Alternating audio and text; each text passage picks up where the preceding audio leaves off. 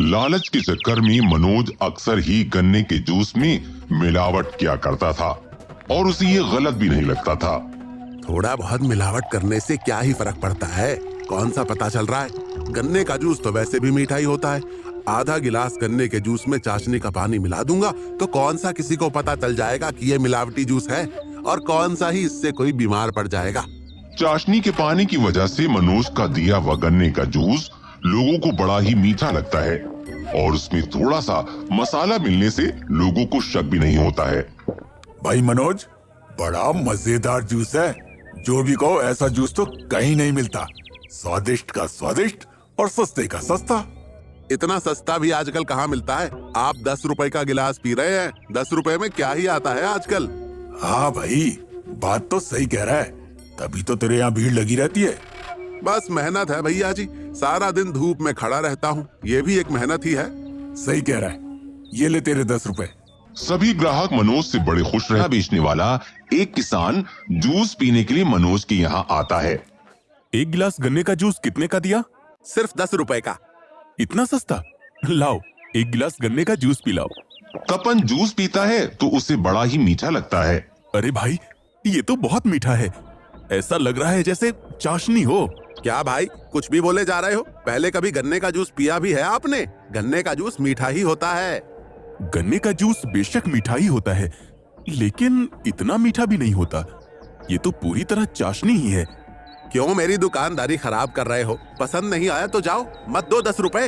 ये 10 रुपए की बात नहीं है, बात तो गन्ने के जूस की है। जाओ अपना काम करो। तपन मनोज को 10 रुपए देकर वहाँ से चला जाता है और घर पहुंचकर सोचता है, इतने लोग गन्ने खरीद कर गन्ने का जूस बेच रहे हैं, मेरा तो गन्ने का खेत ही है। इस बार गन्ने बेचने की जगह मैं भी गन्ने का जूस बेचता हूँ, देखता हूँ क्या मुनाफा होता है, क्या पता मुनाफा अच्छा हो। तपन जल्दी एक छोटे से ठेले पर काफी सारे गन्ने रखकर और मशीन रखकर गन्ने का जूस बेचने मनोज की दुकान के पास में ही अपना ठेला लगा लेता है।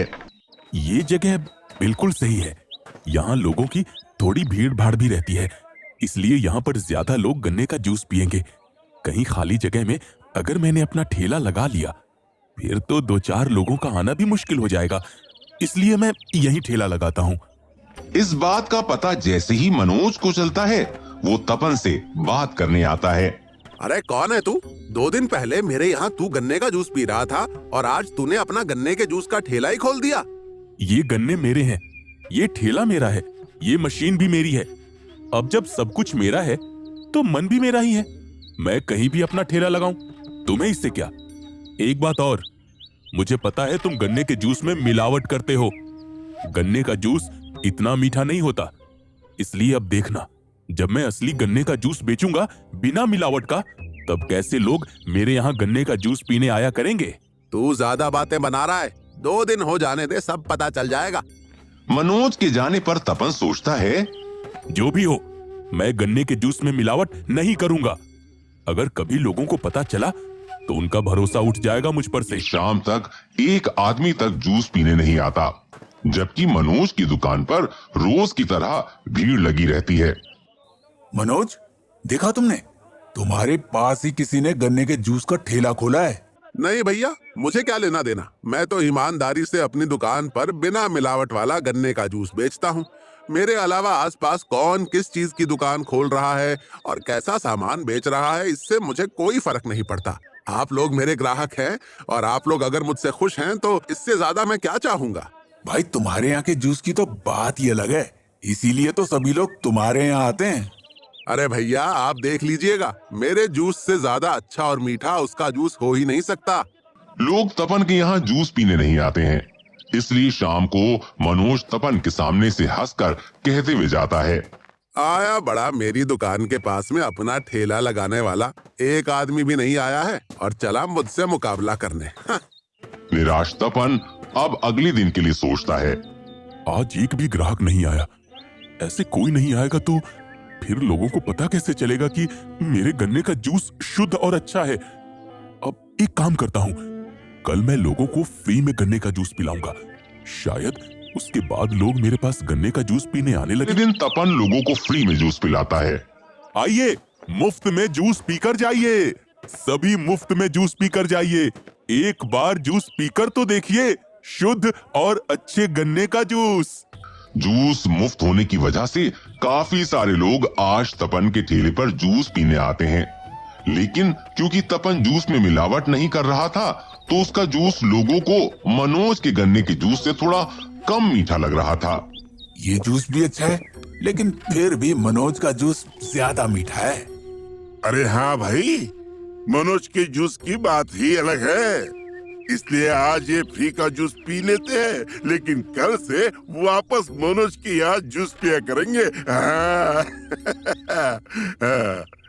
इसी तरह सारा दिन लोग तपन के यहाँ मुफ्त का जूस पीते रहते हैं और आज मनोज के यहाँ कोई जूस पीने नहीं जाता।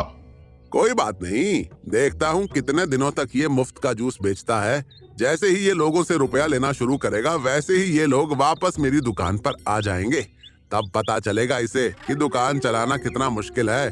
अगले दिन फिर तपन पूरे उत्साह के साथ ठेला लगाने पहुंचता है, लेकिन आज वो मुफ्त में जूस नहीं देता। और फिर वही परेशानी, आज भी उसके पास लोग नहीं आते। आज फिर से मेरे यहाँ लोग नहीं आ रहे हैं। कल जब मैं सभी को मुफ्त में जूस पिला रहा था, तब खूब लोग आ रहे थे। आज जैसे ही मैंने मुफ्त का जूस बंद कर दिया, वैसे ही लोग भी आना बंद हो गए। लेकिन ऐसे मैं कब तक लोगों को मुफ्त का जूस पिलाता रहूंगा? आखिरकार मैंने भी तो कमाने के लिए ही ठेला लगाया है। दोपहर तक इंतजार करने के बाद तपन के ठेले पर एक आदमी जूस पीने आता है। लाओ भैया, एक गिलास जूस पिलाओ। ये लीजिए। जूस पीकर आदमी खुश हो जाता है। ये है ना असली गन्ने का जूस। हाँ भैया, बिल्कुल शुद्ध और अच्छा जूस है ये, कोई मिलावट नहीं है इसमें। हाँ हाँ, मैं जानता हूँ, ये है असली गन्ने का जूस। वो मनोज का गन्ने का जूस तो बड़ा ही मीठा होता है। हाँ भैया, मैंने भी पिया था एक बार, बहुत मीठा होता है। लेकिन पता नहीं क्यों फिर भी सारी भीड़ उसी के यहाँ लगी रहती है। सब लोग उसी के यहाँ गन्ने का जूस पीते हैं। अब लोगों को जैसी आदत शुरू से होगी, लोग वैसा ही तो करेंगे। लोगों को शुरू से ही मीठा जूस पीने की आदत है और उन्हें मनोज के यहाँ गन्ने का जूस ज्यादा मीठा लगता है, इसलिए ज्यादा तो लोग उसके यहाँ गन्ने का जूस पीते हैं। कोई बात नहीं, धीरे धीरे लोग तुम्हारे यहाँ आने लगेंगे। उस आदमी के जाने पर तपन सोचता है, ऐसे दिन में 10-15 लोगों को गन्ने का जूस बेचकर मैं क्या ही बचा लूंगा। आखिर मनोज मिलाता क्या है इस गन्ने के जूस में, जिससे जूस इतना मीठा हो जाता है? कल मुझे इस बात का पता करना ही पड़ेगा।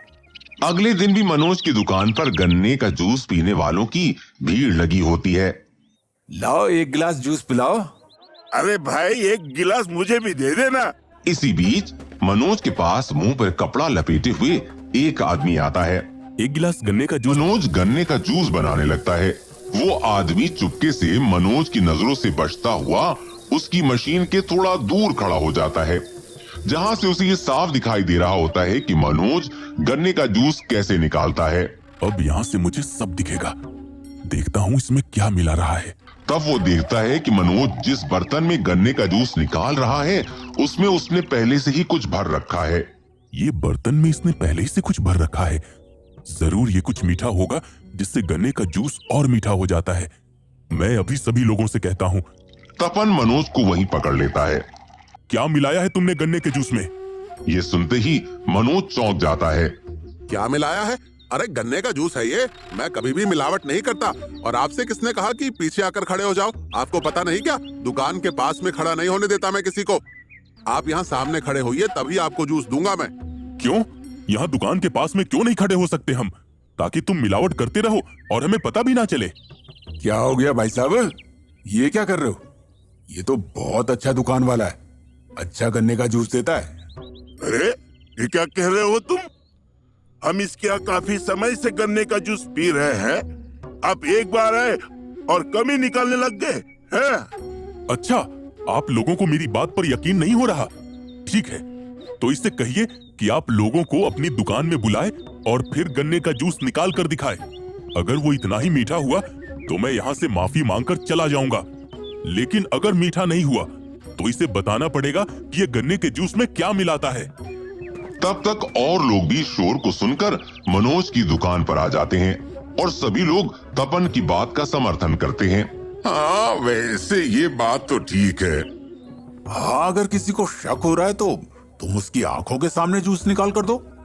अब मनोज इसमें फंस चुका था और वो इस बात को बखूबी जानता था, इसलिए वो सोचता है, अब जो भी हो मुझे इनके सामने जूस निकाल कर दिखाना ही होगा।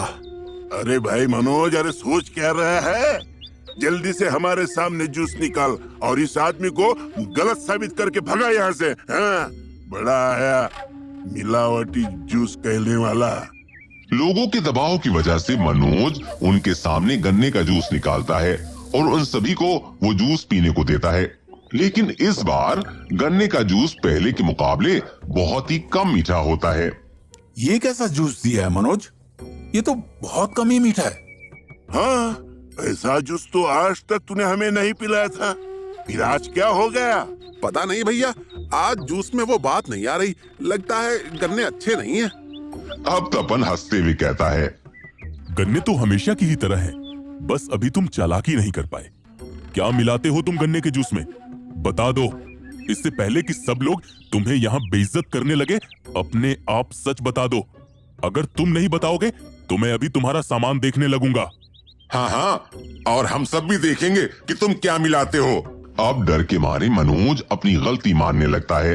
वो भैया जी, मैं गन्ने के जूस में चाशनी का पानी मिलाने लगा था। उससे जूस थोड़ा सा मीठा हो जाता है, मगर इससे कोई नुकसान नहीं है। सिर्फ गन्ने का जूस स्वादिष्ट लगता है, बस इसलिए ऐसा करने लगा था मैं। ये सुनते ही वहाँ खड़े सभी ग्राहक चौंक जाते हैं। अरे ये क्या कर रहा है तू? तू हमें मिलावटी गन्ने का जूस पिला रहा था।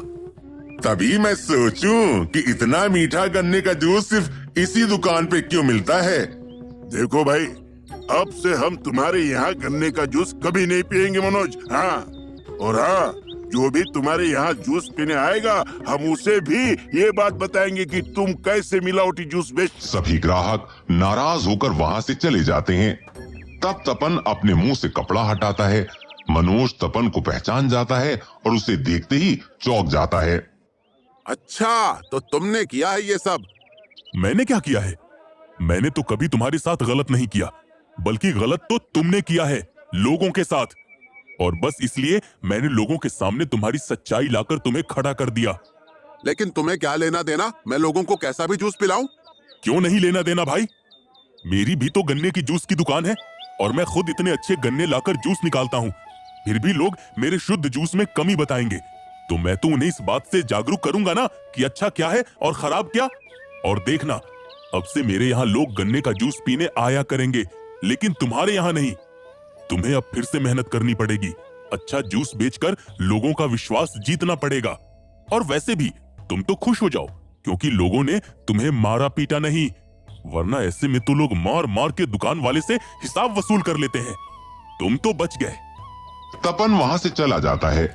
अब मनोज को अपनी गलती का एहसास होता है कि उसने इतने समय तक अपने ग्राहकों की अच्छाई का फायदा उठाकर गलत किया।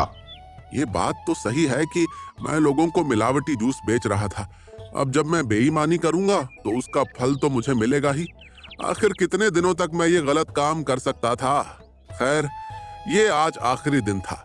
अब से मैं कभी भी मिलावटी जूस नहीं बेचूंगा।